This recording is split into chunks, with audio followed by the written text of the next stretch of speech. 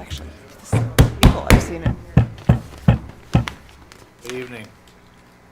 I'd like to start the February 10th Planning Board meeting.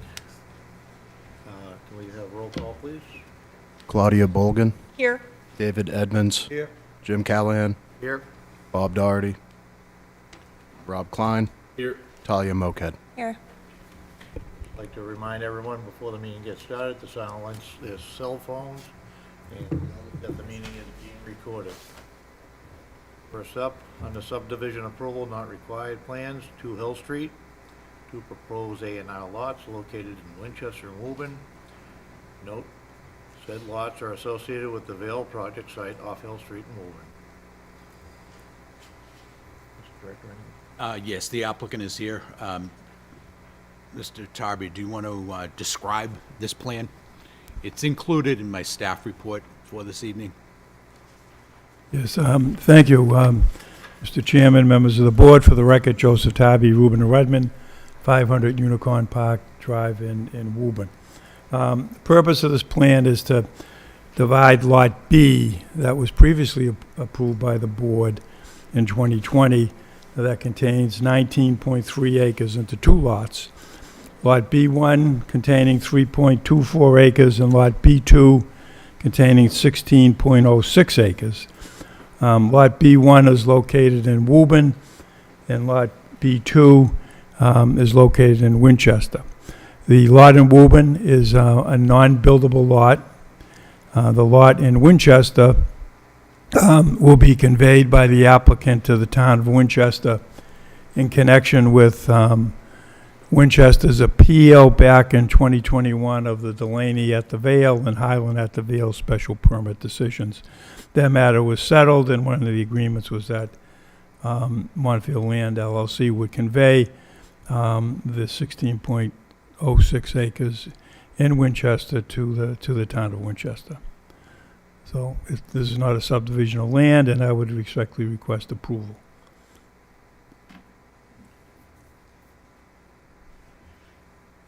Any comments from the board? Or any motions? Motion to approve. By Dave to approve the subdivision. Subdivision. Second. Seconded by Claudia. Anything in opposition? All in favor? We'll go 5-0. Okay, thank you. Next up, 8 Presidential Way, 2 proposed modified A&R lots.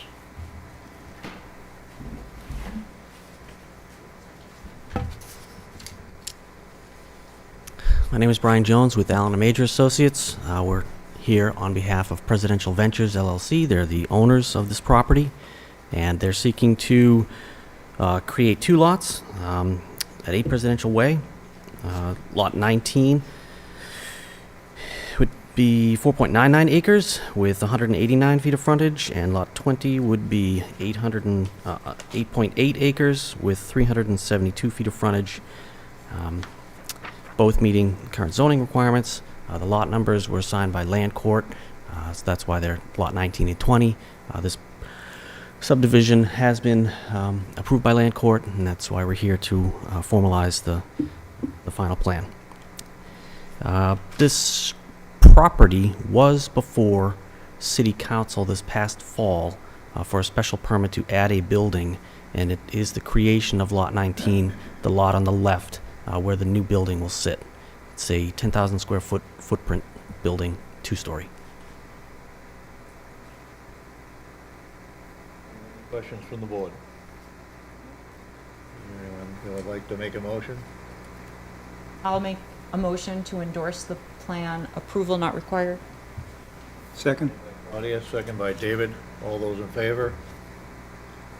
5-0. Thank you.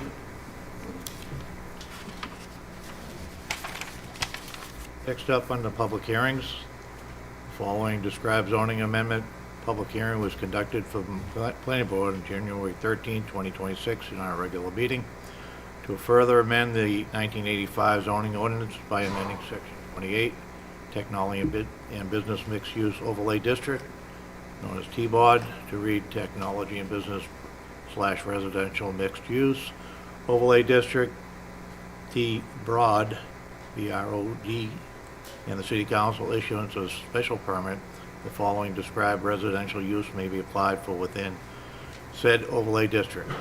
Age restricted home ownerships not to exceed 504 units, subject to the following occupancy restriction. All units must be occupied by individuals or families in which at least one household member is 55 years of age or older, in which no resident is 18 years of age or younger, and make associated changes.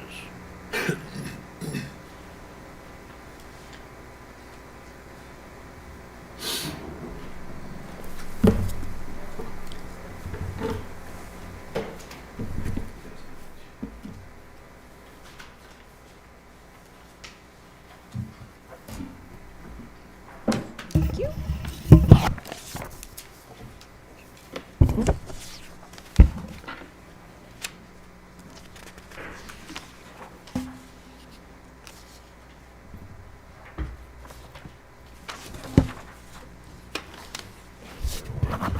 Gonna hug you? Yeah. You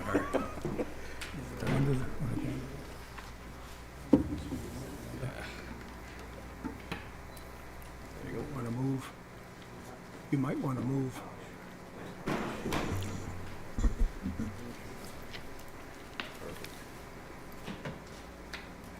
I'd like to comment before you make your presentation, Mr. Tybee, on the size of the font.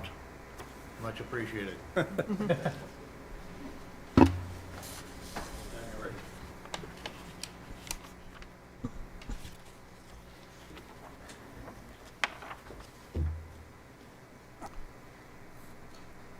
got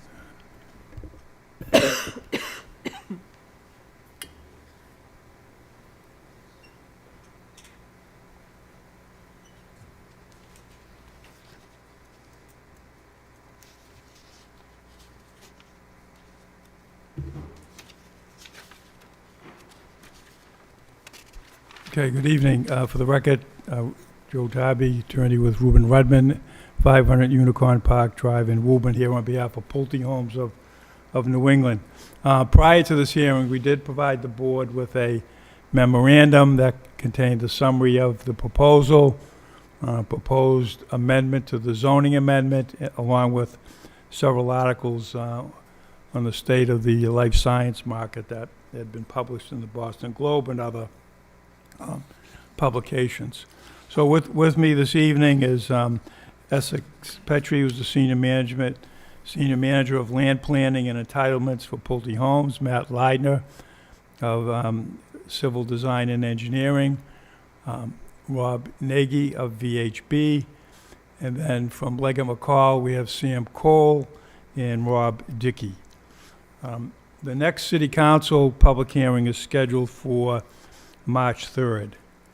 And as we reviewed at the last meeting, it's basically a summary of the proposed zoning, allowing for amendment to allow for up to 504 age-restricted home ownership units with at least one household member in each unit being 55 years of older. No resident under 18 years of age or younger is allowed. The required parking ratio of 1.5 spaces per unit. This amendment will be accompanied by an updated master plan and a development agreement for the area. There's already an existing development agreement with the city, but that agreement will be amended to reflect the new proposal. Now, going back, the last meeting, we reviewed what the approved project was, which is, 1,041,620 square feet of research and testing, biomanufacturing, amenities, and then a 407,400 square foot, 8-story parking garage. So I'm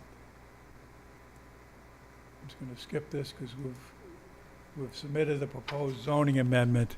At the last meeting, we did hear the concerns of the planning board, and we have proposed additional language that would require up to 10% of the age-restricted home ownership units to be affordable under Chapter 40B, Section 20. In addition, certificates of occupancy for all market-rate residential units must be obtained proportionally with certificates of occupancy for any affordable residential units in said building. In addition, would not be part of the amendment, but under the regulations, Pulte would provide 70% of the age-restricted home ownership units, the local preference being to Woburn residents. So this picture gives you an idea of the 1 million plus square foot project that was approved by the city council, showing the manufacturing, life science buildings in the area that we would like to do the proposed Del Webb community. So as I said this evening, Rob Dickey from Leggett McCall, Executive Vice President and partner in the firm, along with Sam Cole. Rob is here this evening to discuss the state of the life science market with the board. They're one of the leading developers in the Commonwealth and elsewhere, and they know the market. So at this time, what I'd like to do is turn this over to Rob Dickey.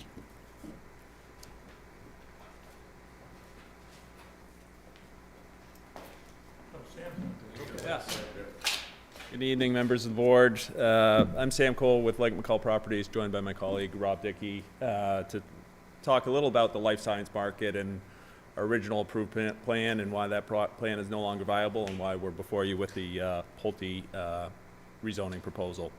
Just to orient everyone, as you look up at the screen and look at that conceptual rendering of our project, that's a visual representation of over 1 million square feet of building area. As well as 2,500 parking spaces in structured parking. Up at the top of the screen is where Pulte and LCS, down at the bottom of the screen, that's where Hill Street and Montvale Avenue is. This is not an actual site plan tied to our master plan, but is a accurate visual representation of what 1 million plus square feet on the site would look like. In terms of things to illustrate are just that these are large buildings, parking beneath buildings, large parking garages, 6-story buildings.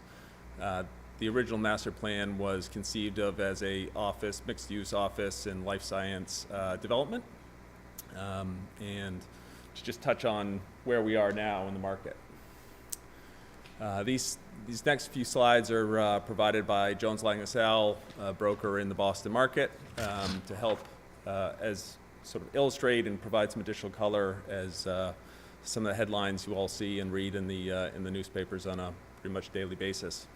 And focusing really on the life science market as opposed to office or industrial, as our plan had been predominantly a life science development plan. So as you look at this chart, you see starting in 2022, where the bars change. So what is represented in beige is the annual demand of life science users, and the blue bars, as they go up from 2022 to today, that's the supply of lab space. And so you see on the right-hand side that significant imbalance of supply to demand and this is for the greater Boston market. So Boston, inner suburban as well as suburban markets, but looking at the market holistically because it's not a Woburn or a Boston, it's across the entire market. And so that imbalance of supply and demand, which is now at about an 8-to-1 ratio, and has been since 2002, shows you that with the average demand in the 2 million square feet and the average supply now in 17, 18 million square feet, it's going to take years before there's a balance back in the market, and then an ability for new development to happen.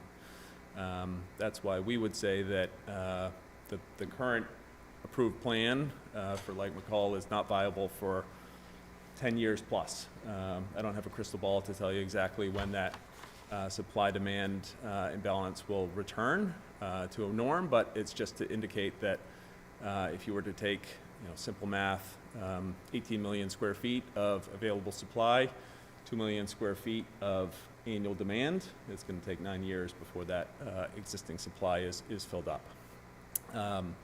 Another thing to point out is just that existing supply predominantly is newly constructed supply that's sitting vacant.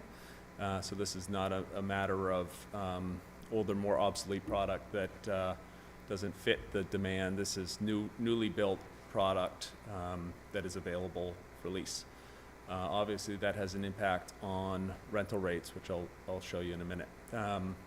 One thing that this chart is not showing you is that there's additional significant increase on construction costs from this ramp up of 19, 20, 21, 22 to where we are today. So you've got a declining rental rate market, increased supply, and then increase on the cost to produce. And so all those factors, when you boil it all down, makes new development very difficult for life science. This is just another chart from Jones Lang LaSalle illustrating impact on availability. The line is showing the vacancy rate heading up northwards of 30+%. And then you see declining rental rates as new supply has delivered and there's more supply than there is demand. That asking rent will continue to drop with the significant imbalance between supply and demand. It's off 20+% from the peak and will continue to drop as there's more supply than demand. This is looking sort of submarket by submarket snapshot, helping to illustrate and put some finer points on relative submarkets. The Woburn is in the north suburbs market on this chart. As you see, it's a smaller submarket. Historically, in the suburban market, Lexington, Burlington, Waltham have been the predominant, as well as Bedford, markets for life science. In the north suburbs, you see that there's 20% availability and asking rents in the $45 to $60 triple net range. And it's indicating that there's no new construction underway. Obviously, there is new construction happening. That new construction is larger footprint buildings, heavily powered buildings that are more conducive to tough tech, advanced manufacturing type uses, as opposed to taller buildings, multi-story life science buildings, which is what our master plan was. As you see the rents on the decline with the increase in cost of production, and you read headlines about leasing activity that's happening in the market today. The deals that are happening are not economic for new development. They don't cover cost of new development today. There's just a matter of existing supply that exists and leasing deals that are happening in existing product. But in terms of new product that's being delivered, the new product that's being delivered, Kendall Square and elsewhere, is all predominantly pre-leased, built-to-suit activity as opposed to speculative development. And so where we sit with our project in Vail is we are in a wait and hold period. We have been in that period now for several years, and I think as we look at the Pulte proposal before you, would say that is from a Woburn perspective significantly the best option from a fiscal impact perspective. real estate tax perspective, because we don't see when new development for life science would happen at the site. Happy to address any questions before I turn it over. I have a question. Actually, it's a news flash. Late this afternoon, there was breaking news that the assistant planner in the office brought to my attention. Matt, do you want to describe that? Let me just pull it up. Yeah. So the news flash was that is a $21 million buyout of a lease that was being worked on for a biolab in Boston. And the company, just to get out of the lease, the settlement was $21 million. I mean, it's pretty substantial just to get out of the lease. To think that, you know, a company would go so far as to pay that much money just to say, hey, this market is overbuilt. You might be, you know, walking into a trap. So. Right. Yeah, it was in Kendall Square. I'm just bringing that up to emphasize what is going on out there and, you know, why they're foregoing or planning to forego this beautiful development they already have approval for. You know, so you must see a lot of dire straits out there in this economy relative to producing such a development, so that you're coming in with this proposal. Yeah, it's, as we look at that original master plan and the 1 million+ square feet, it's, you know, there is demand, there are other uses in the market, but nothing close to, you know, representing what was originally planned for this site. Thank you. Questions from the board?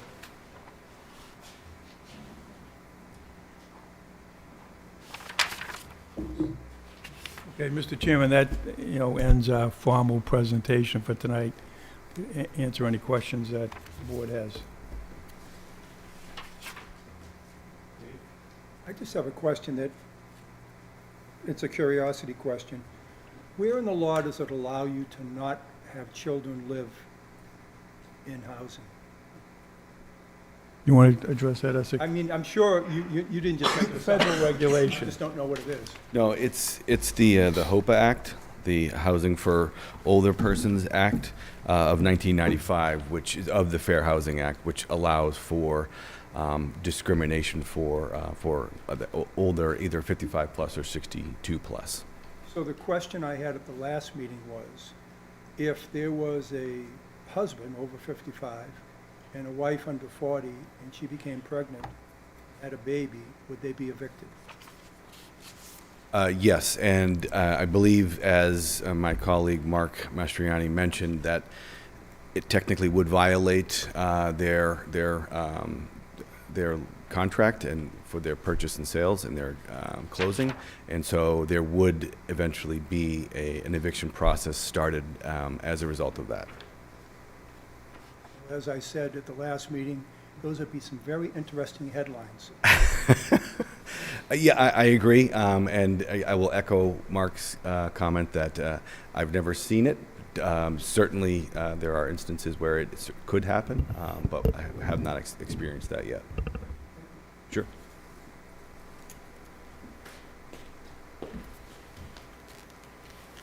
Questions from the board? John, do you have any?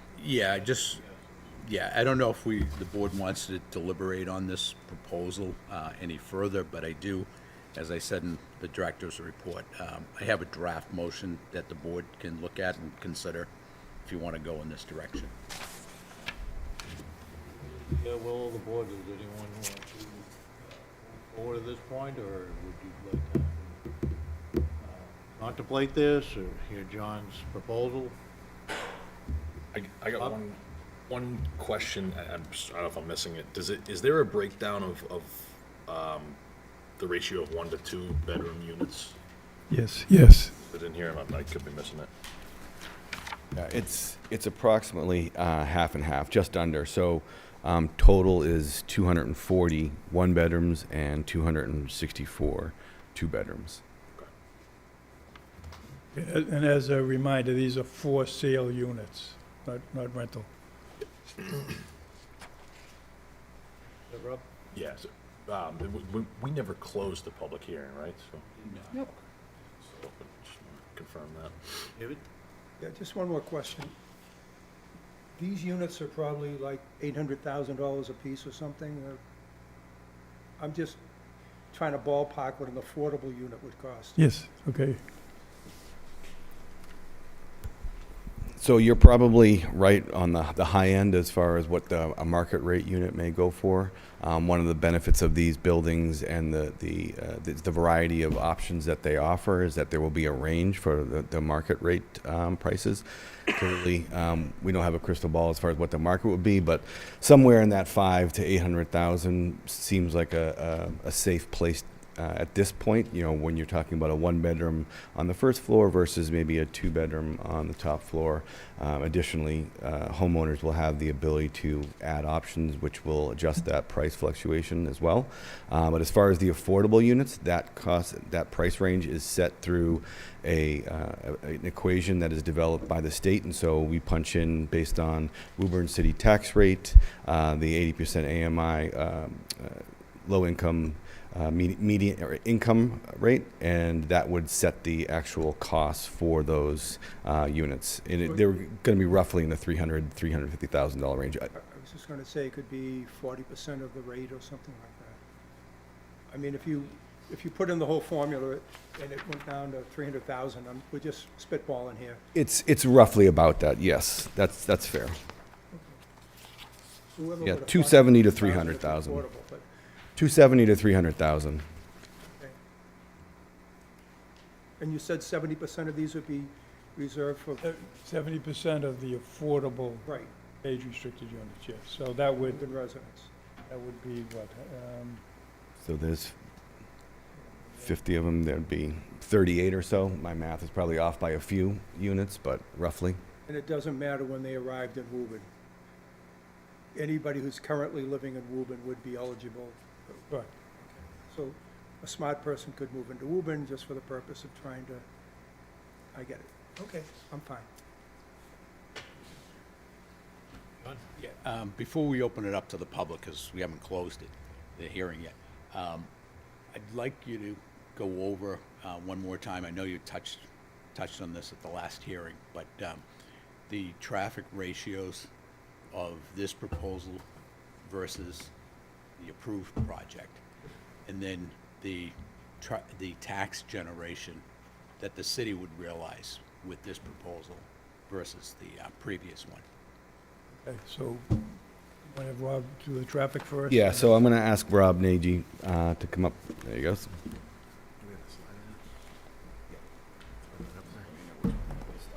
Just there.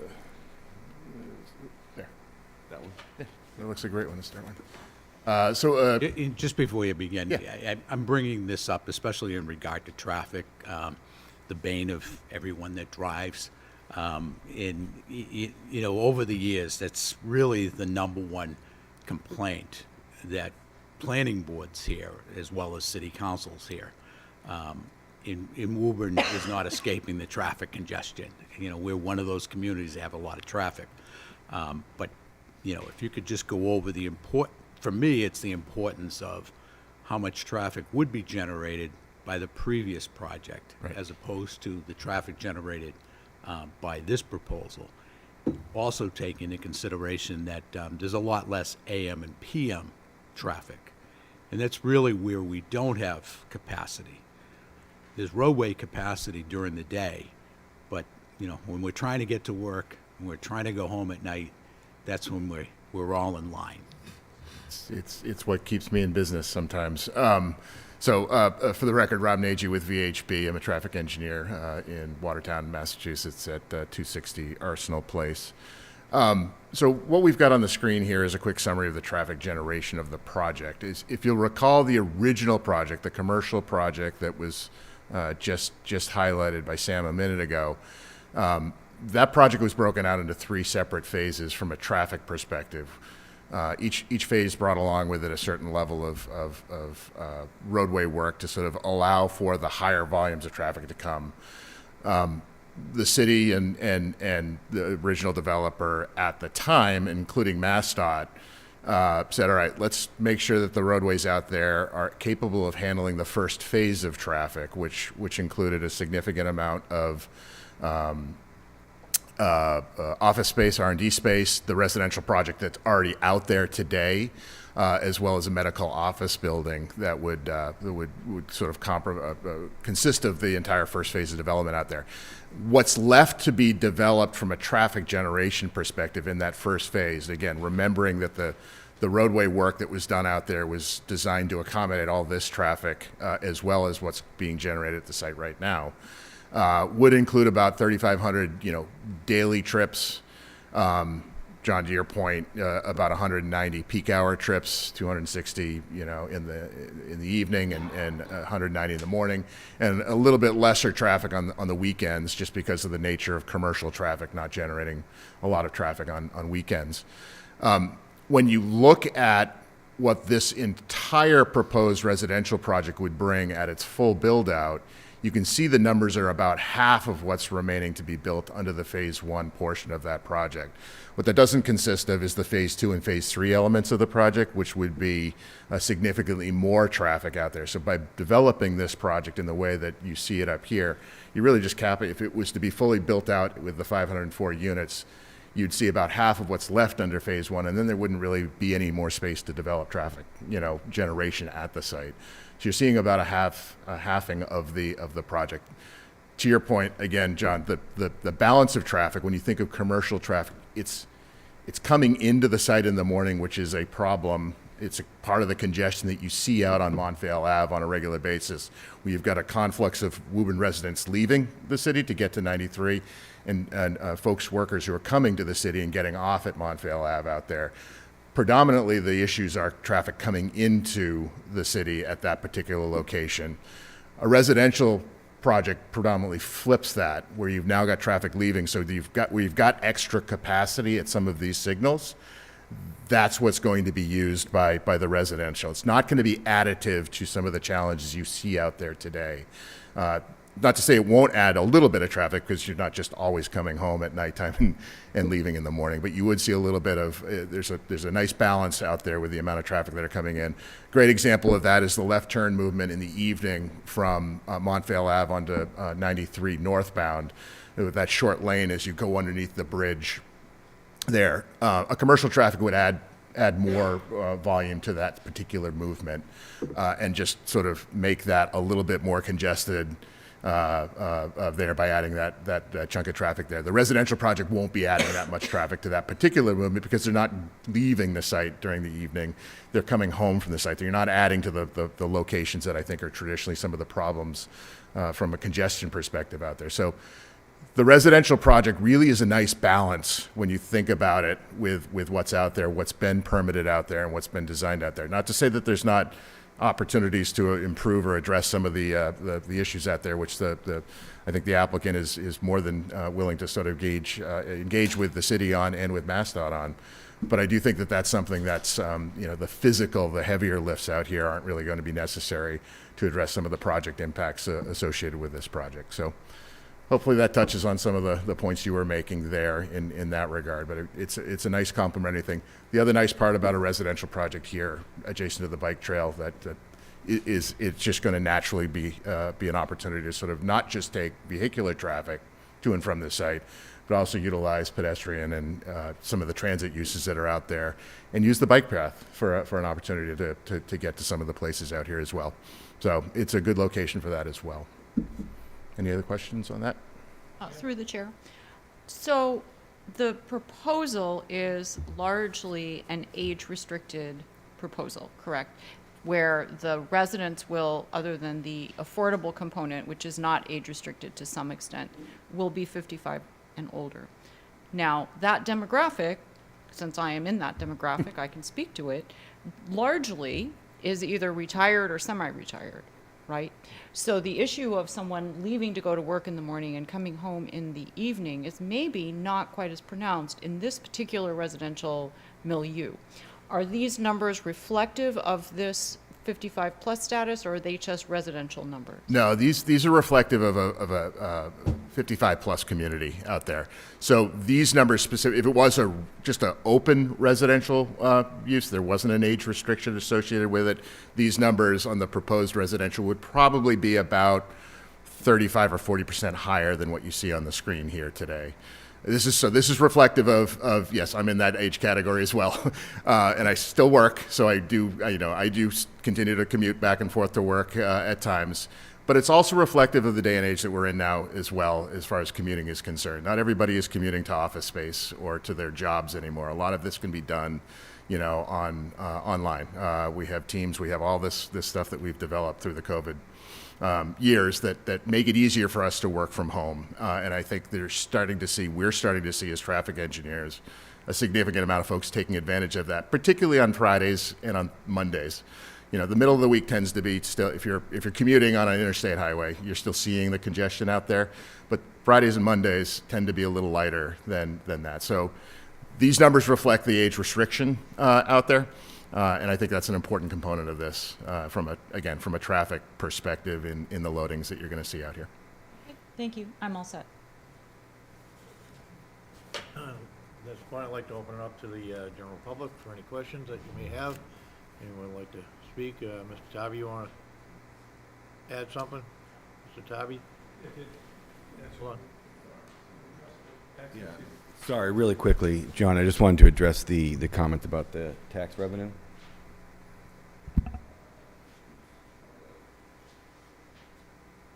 So, previously, I believe that this slide was presented representative of without AFU, so we did adjust it slightly, just assuming a certain percentage of AFU, but to compare it to what was previously proposed, there were references between $5 and $6.5 million of, going back through meeting minutes and looking at previous presentation materials from when the project and the master plan was originally proposed and created. The expectation was again between $5 and $6.5 million per year for the city, and that was for the entire Vale project, including the Delaney and also including the Highland Vale projects. So currently today, the income is approximately 2.5 million, and that is LCS Delaney's roughly 700,000, the Pulte Highland at Vale's roughly 1.5 million today, and then today the current owner pays approximately 270,000 a year. So you add in the roughly 2.9 or $3 million of revenue, that puts us close to $5 million expected revenue at full build-out yearly for the site. Pretty comparable to what was originally proposed at full build-out for the full LCS Highland at Vale, plus the 1 million square feet of life science and medical office building development. Before we open up, I have a couple of more issues I wanted to bring up. People are also always concerned about the number of children that are going to be added to the school system. You did a build-out analysis or had a impact analysis study completed. What's the worst-case scenario now that we're dealing with the 10% of the units, 50 units roughly, being affordable? And you guys do these numbers, crunch them all the time. I know the person that did the analysis, Mark Frugier, what did he come up with for a worst-case scenario for a student added to the school system? It honestly comes up as and I say this with all due respect to the topic we're talking about, but a negligible number as far as the expected number of school-age children. Because to comment to that, the age restriction still stays. You just cannot restrict 18 and under. So you still have to have someone that's 55 and older living in the unit.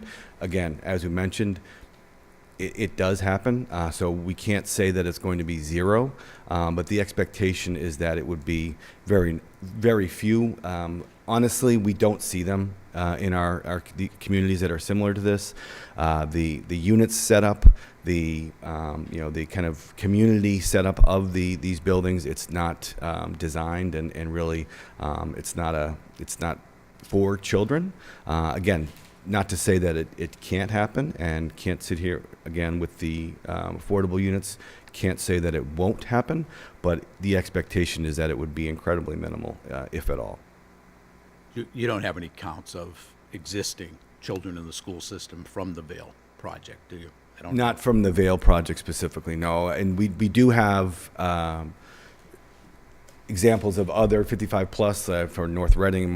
There's Martin's Landing in North Reading. It's a very low number, and that is included, and we can provide that number. But again, it's a negligible number. It doesn't change as far as the impact to services when we're doing that calculation. It just doesn't factor.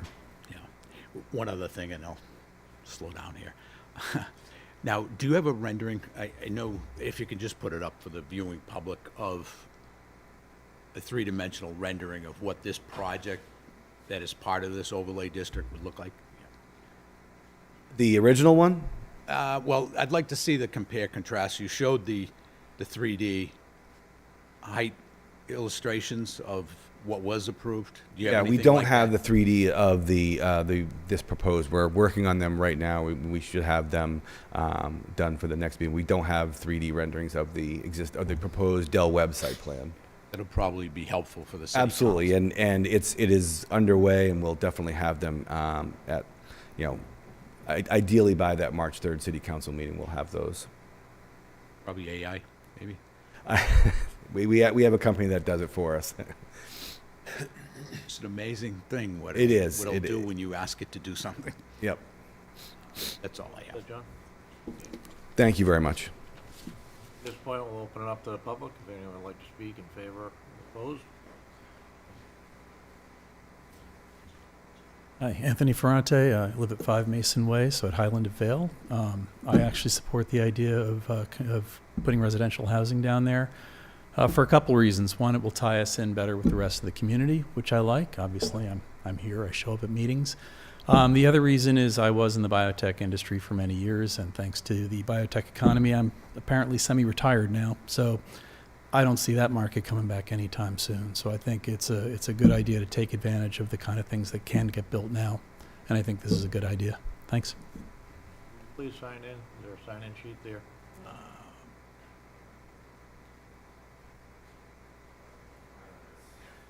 We have Anthony's information. He knows. All right, that's fine.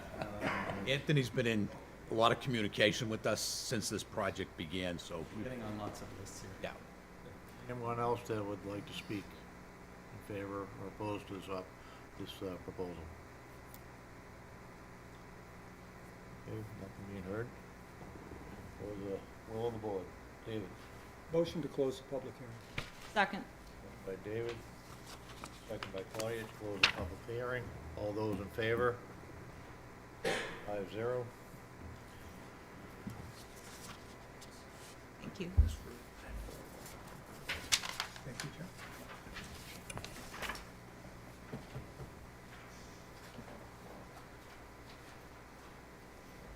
Thanks.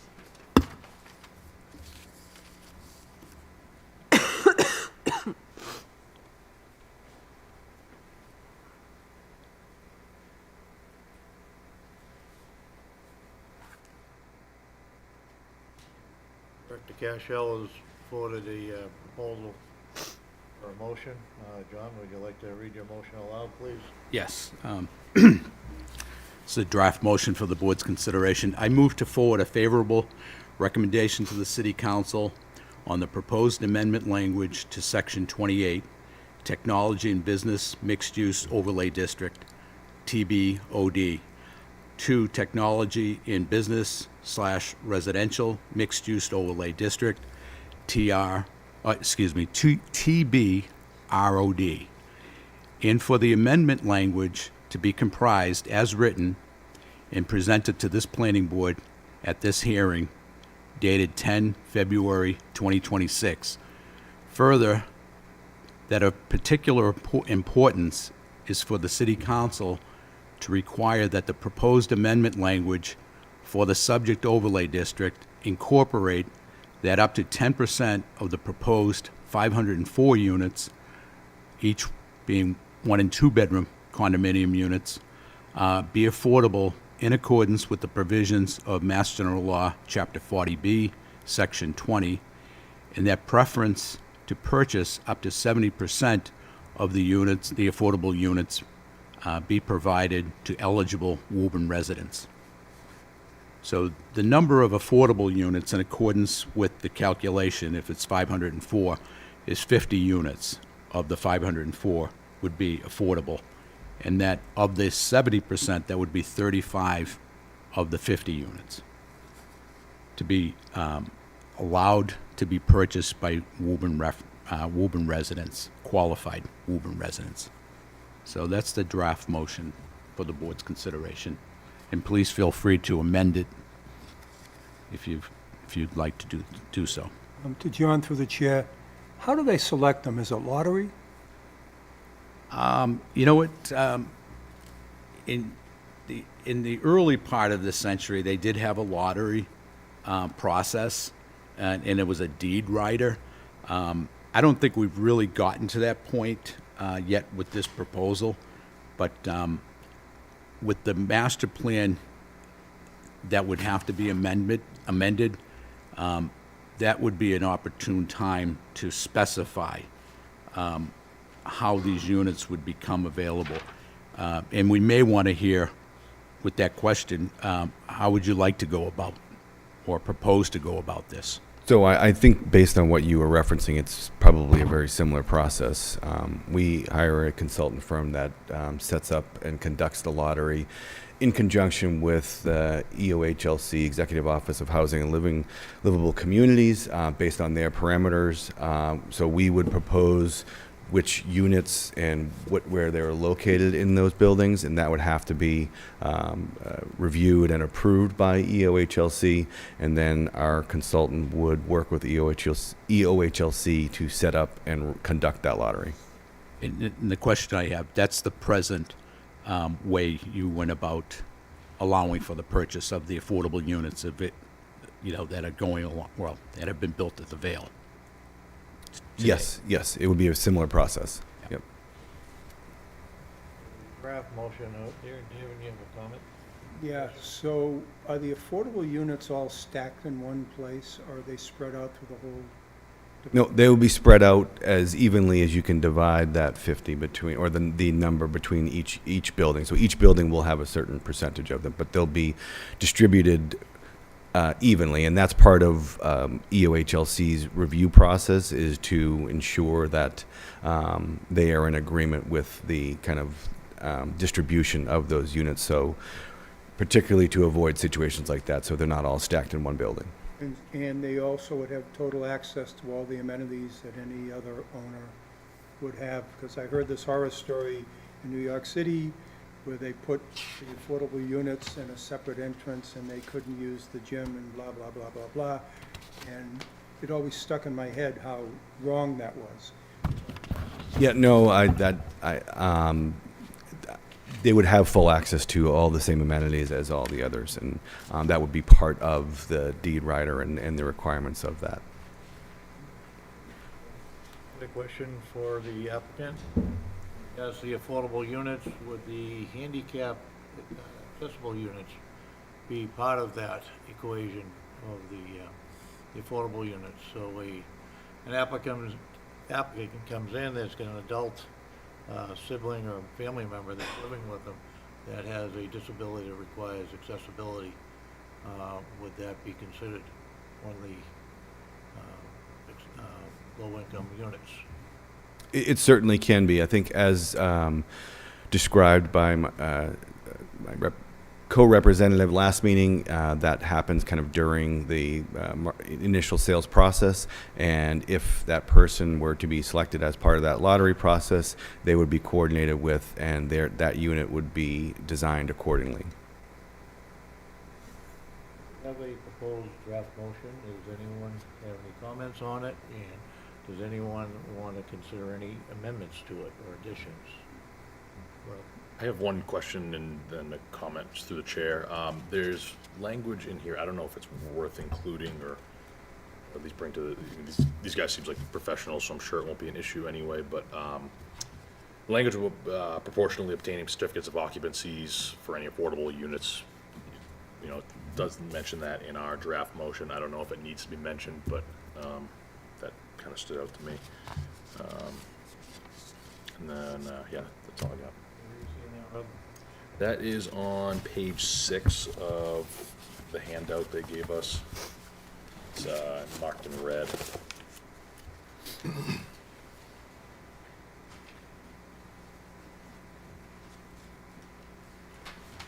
Last sentence marked in red.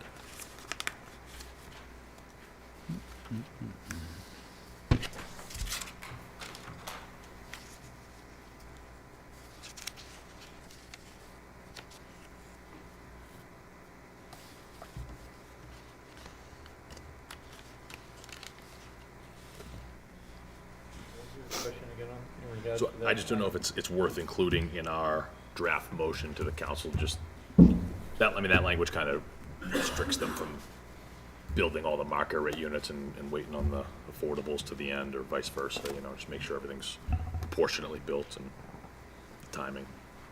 Yeah, so what you're saying, if I could, Mr. Chairman, you're saying to amend the language of the draft motion to include the language that's in red. Yeah, or it's more of a question just to the rest of the board, if it's important to include that, or if we think it's, or, you know. Like, we can do that, yeah. Amendment we'd like to make to the proposed motion, is that correct? Correct, yep. You want to move forward with a motion in regards to that, to either include or to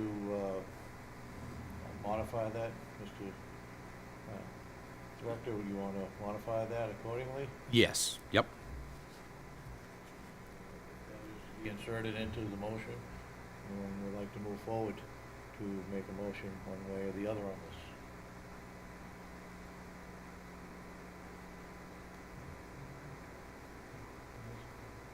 Sure. I'll make the motion to move forward with the draft with Rob's proposed amendment.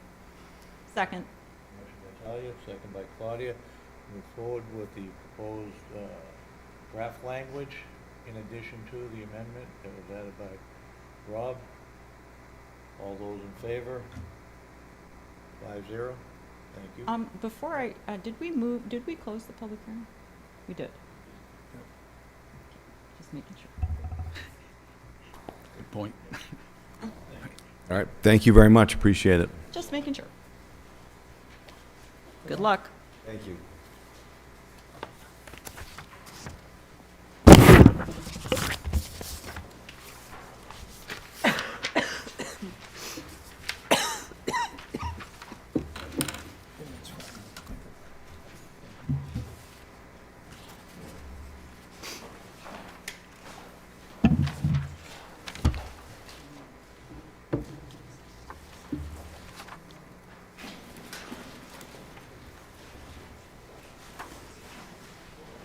Okay, next up, definitive subdivision status review.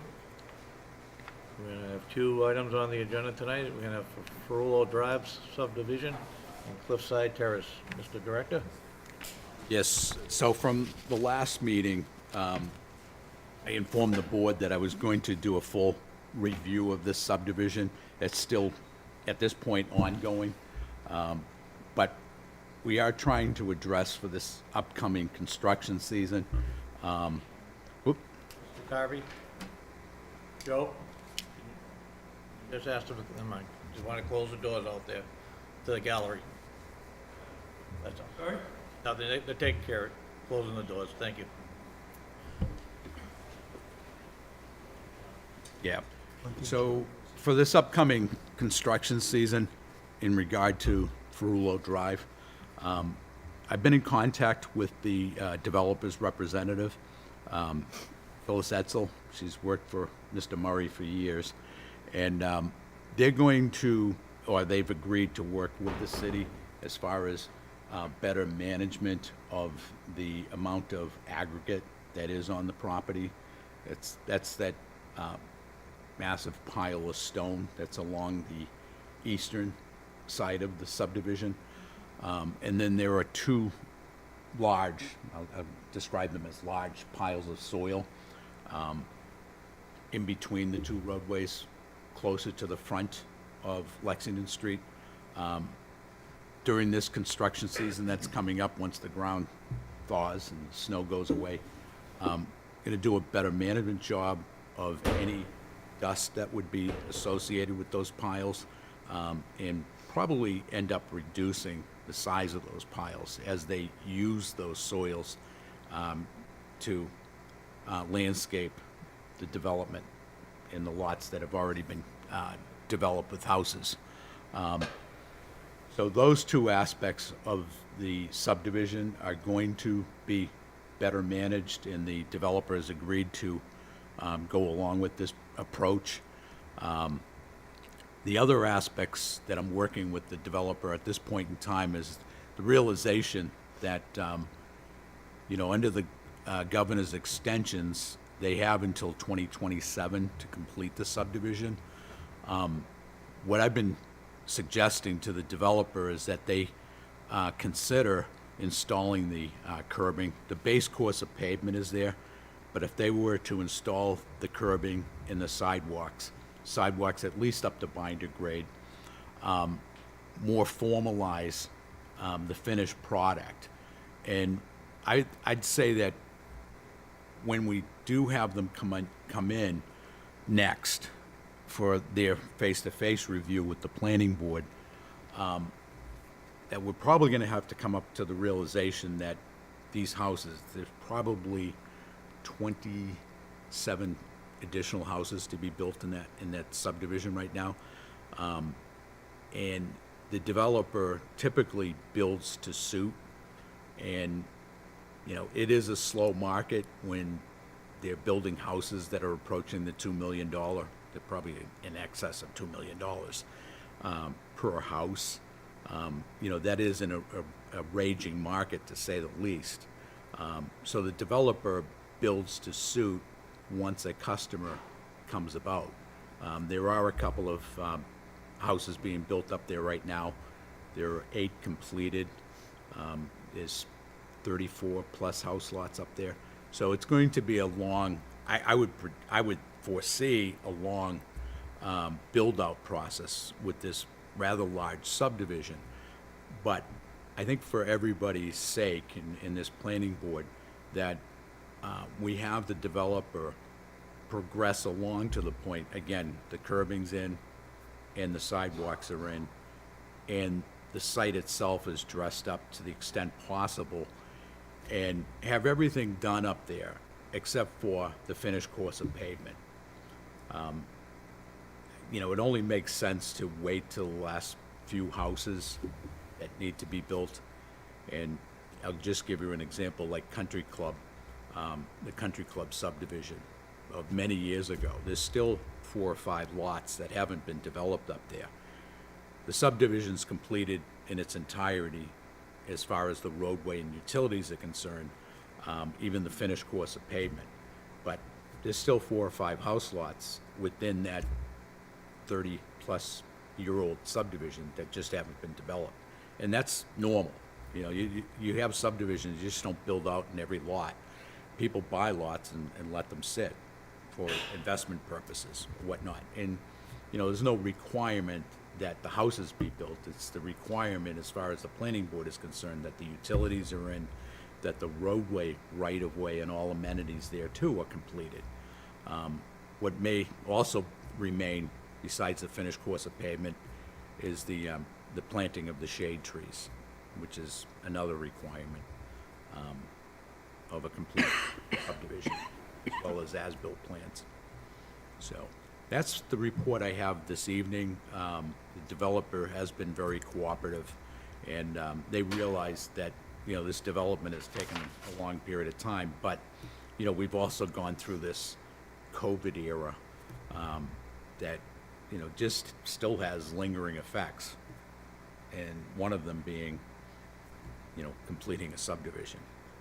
So, and we really don't know if in 2027 the governor is going to extend that completion date further. We just don't know. So,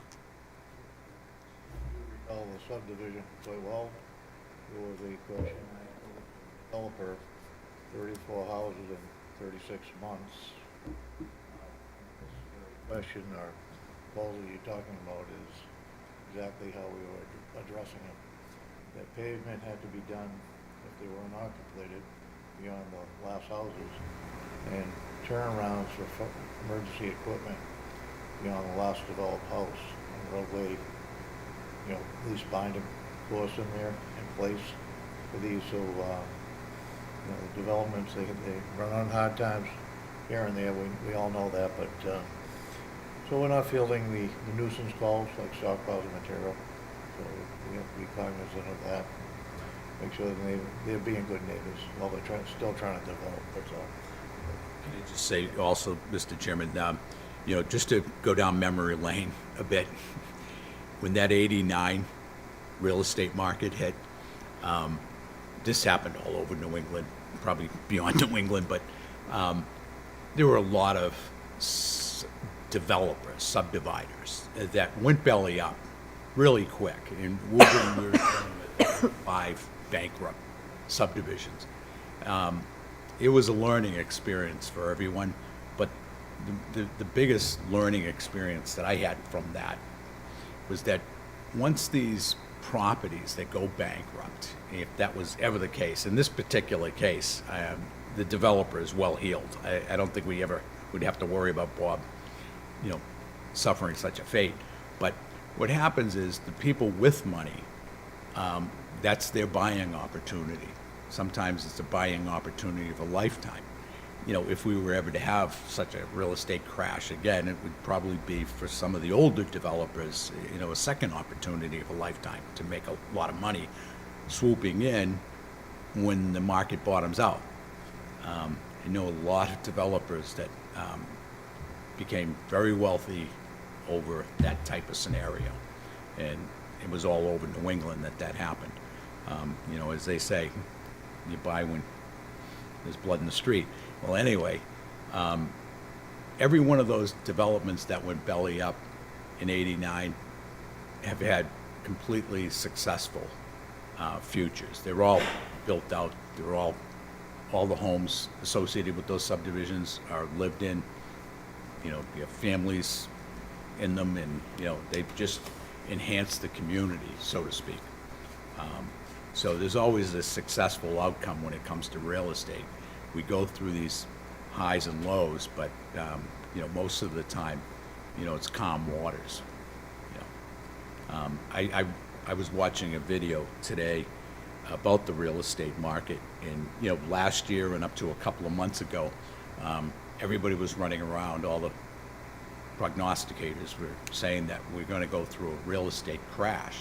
Well, that's not the case all of a sudden, because the plan is they're going to flood the economy with money. They're going to get the interest rates as low as they can to help spur on the housing market. You know, the cost of building a house is twice as much as it was just, say, 10 years ago. When you flood the market with money, and there's a shortage of supply being affordable, you know, houses being built, you know, in all likelihood, the price of housing is going to continue to climb. That's the most recent prognosis of what's going to happen. And that's usually what happens when you add a lot more money to the economy and you don't have a lot more supply. What supply you do have, the price continues to climb. So there isn't, you know, what's being anticipated, there isn't going to be a real estate crash that was being called for loud and clear last year. That, you know, with the plan to add a lot more money to the economy, you're not going to get that real estate crash that everybody's been anticipating. Dates on Cliffside Terrace, John. Yes, I actually met with the contractor today. They have the blasting survey actually ready to go. They're just getting the abutters certification for the blasting survey, so everybody within 250 feet radius of that subdivision.